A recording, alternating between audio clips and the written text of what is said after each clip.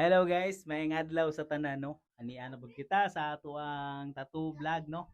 So kani nga video bay is mao ni ang pagtrabaho nato sa I portrait tattoo nga atong gi-tattoo no.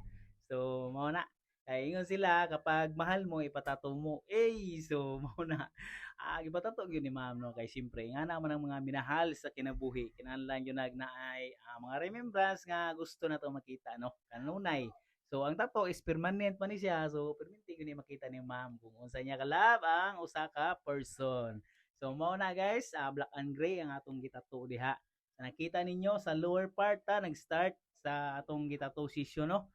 Sa lower part nga ay ang atong gisugdan, atong gisunod ng duha ka aya na. Gagmay ra na siya nga design by mga minimalist na siya, mga 2 inches ka pen. Wala ra na siya kabot og 3 inches. So mao na sa akong giingon basta kay mahal mo, ipatato mo. Kung naa kay mga kuan diha, mga minahal sa kinabuhi diha nga gusto nimo ipatato, pwede ra kayo kunin mo i-message by kanang mga ganahan ka magpa-portrait, kanang full face portrait or eye portrait.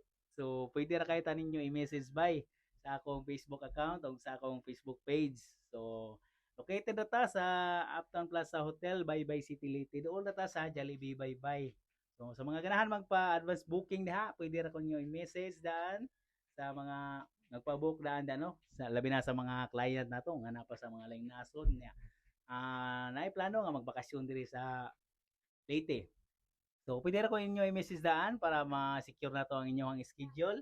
Nya mabutangan na nato na daan og design kung sa inyong mga gusto ninyo nga preference nga gusto mahitabo sa mga design nyo nga ganahan. Mabuhat na nato daano para makita ninyo daan ang outcome ug unsa ang resulta sa inyong panit. So mao na ang atong gituto guys, nakita ninyo black and gray ra ni siya guys. Na nakita ninyo ato na siyang gikamada diha. So sa pagtrabaho na to sa mga inganing trabaho ba is kinahanglan pod og focus no. Kinahanglan maklaro gyud natog maayo ang mga details sa ato ang reference nga design para makuha nato ang outcome sa ah, atong mismo nga design no. Kay kinahanglan gyud na siya. Kay mao man tanawon sa ato client inig human na kung okay ba or dili ba o kinahanglan ba nga hapsay ba pagkatrabaho, hamis ba, okay ba kay goods ba kayo. So diha guys, hapit na ta man diha sa ato ang gitrabaho nga duha ka eye portrait no. Ato na siyang gipinising og maayo diha para limpyo gyud. Nya taud-taon mag-highlights na ta. So gamay lang nga highlights ang atong ibutangan na niya sa mismo sa diya lang sa may mata yun mismo no kanang mga white nga negative space nga atong gibilin diha. So ang atong gamit nga needle nga ri mga bay is duha ra ka needle ang atong gamit diri.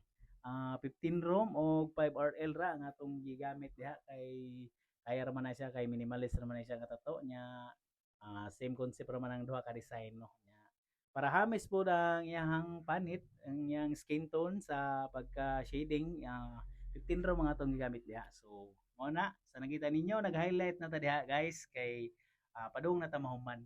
O mo ni ang final video sa atong outcome nga i-portrait ato. So again, thank you kayo sa mga nakasuporta diha sa mga mutan-aw ani nga video. Salamat kay inyo guys. Thank you.